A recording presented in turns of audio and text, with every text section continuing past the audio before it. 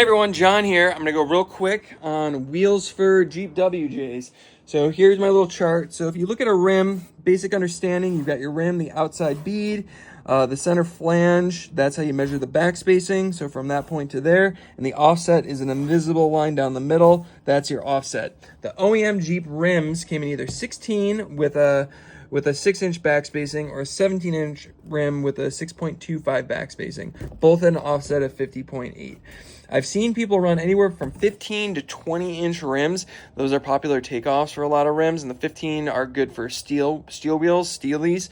It's a really small, so you can get a lot of rubber, but you can't go any smaller than that because you're going to start interfering with the caliper. The caliper is actually going to hit the rim, so 15 is as small as you're going to want to go.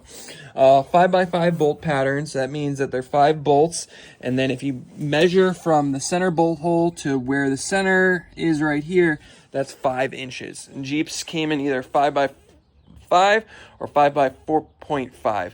And you can adapt the 4.5s to run if you use a spacer.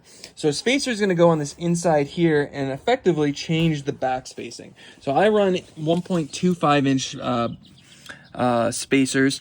That brings my wheel a little bit out to prevent rubbing on my application. Everyone's gonna be a little different. So if you search the forums, everyone's got an answer for what works on their setup. Some work, some don't. You'll have rubbing, scrubbing. You'll have issues depending on what spacer you run and what rim combination. There's a ton of different options, so I'm not going to go too detailed. But I run a 1.25 hub centric. Make sure you get a hub centric. Look it up and why that's important. But basically, it's for your safety. In terms of Jeeps that came with a 5x5 bolt pattern, you got 07 to 18 Wranglers. You got modern JL Wranglers, Gladiators, Jeep Grand Cherokee WKs, WK2s, Liberties, and Commanders.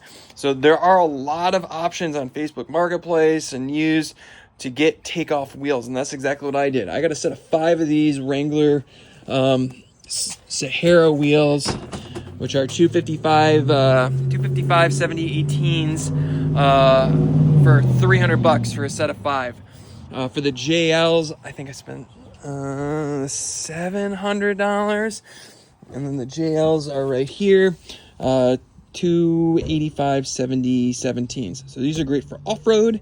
They're super heavy duty and also heavier in weight, and the JLs are great for on-road. So I switch between the two depending if I'm off-roading or if I'm just highway use, and I'll save 2 miles per gallon with those guys.